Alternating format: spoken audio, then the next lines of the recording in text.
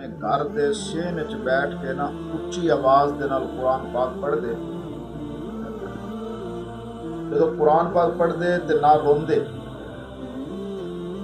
ایک ترنم جا بندا۔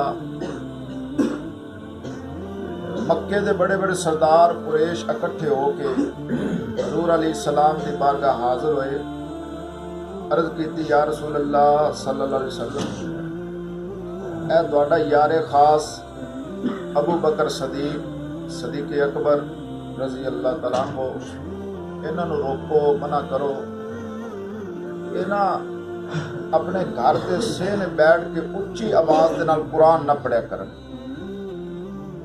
اگر بالفرض انہاں نے اچھی آواز دے نال قرآن پڑھنا ہے، انہاں نوں منع کر دیو، رویا نہ کر۔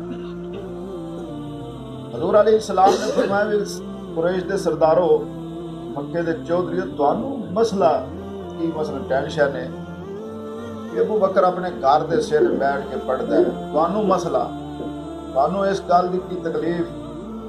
کہنے لگے یا رسول اللہ، جب ابو بکر صدیق گھر دے سہنے بیٹھ کے اچھی آواز دا قرآن پڑھدا ہے نا، پھر نال روندا ہے، وہ ایسا ترنم بندا ہے کہ ساڈے گھر وچ بیٹھیاں ساڈیاں بچیاں بھی روون لگ پئی،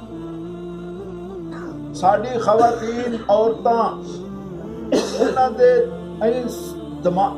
دماغ تے جادو جویں ہو جاندا ہے، ایک روحانی کیفیت پیدا ہو جاندی، وہ کم کا چھڈ کے اپنے کن ابو بکر دی آواز دی طرف دھر لیندیاں، اور کئی خواتین تو ابو بکر صدیق دے دروازے تے آ کے کھڑے ہوئے۔ دوستو، قرآن پاک دے اندر اللہ پاک نے بڑی لذت رکھی ہے، یہ انسان دی روح دی غذا ہے۔ انسان دو چیزاں دا مرکب ہے، ایک جسم ایک روح۔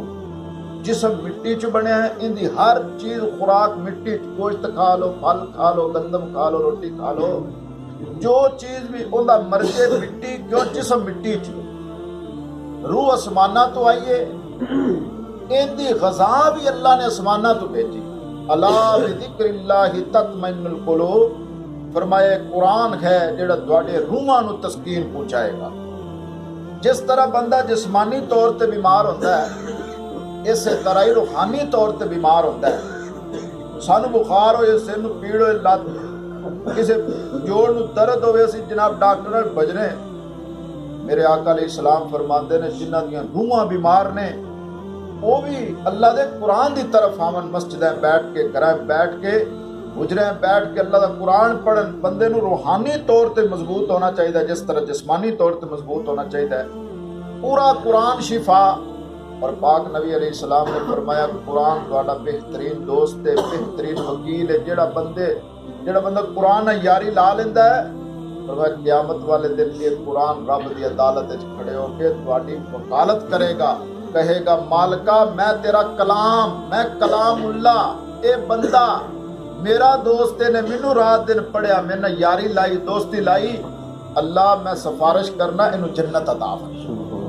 اے موبائل نے تباہی پھیر دیتی، بیبیاں، عورتاں، بچے، جوان، بزرگ، نوجوان، لڑکپن، یہ سارا جنہ بھی سسٹم ہے سب موبائل تے لگے ہے، جبکہ ہاتھ قرآن ہونا چاہیے، قرآن پڑھنا چاہیے۔ اب دیکھو جی قرآن پاک دی صرف ایک آیت دی برکت کتنی۔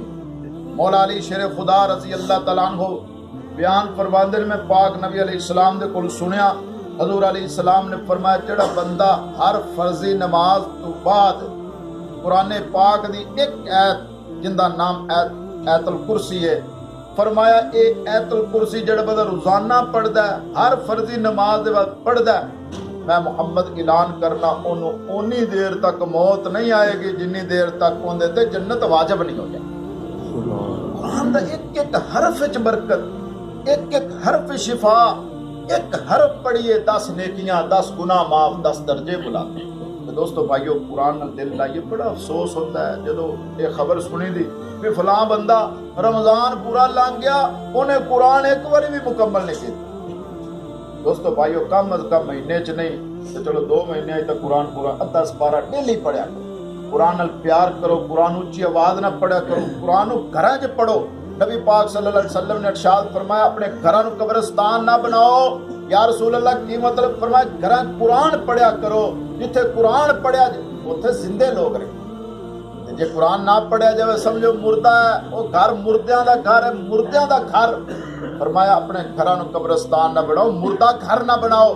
ਕੁਰਾਨ ਪੜਿਆ ਕਰੋ, ਨਫਲ ਪੜਿਆ ਕਰੋ, ਸੁਨਤਾਂ ਪੜੀਆਂ ਕਰੋ। ਆਪਣੇ ਘਰ ਦੇ ਅੰਦਰ ਛੋਟੀ ਜਿਹੀ ਇੱਕ ਮਸਜਿਦ ਦੀ ਜਗ੍ਹਾ ਮੁੰਤਖਬ ਕੀਤੀ ਕਰੋ, ਉੱਥੇ ਬਹਿ ਕੇ ਆਦੀ ਤਲਾਵਤ ਕੀਤੀ, ਨਮਾਜ਼ ਪੜ੍ਹੀ ਔਰ ਦੁਆਵਾਂ ਕੀਤੀਆਂ। ਤੁਹਾਡੇ ਬੱਚੇ ਤੁਹਾਨੂੰ ਵੇਖ ਕੇ ਵੀ ਕੁਰਾਨ ਦਾ ਸ਼ੌਕ ਪੈਦਾ ਹੋ ਜਾਏ।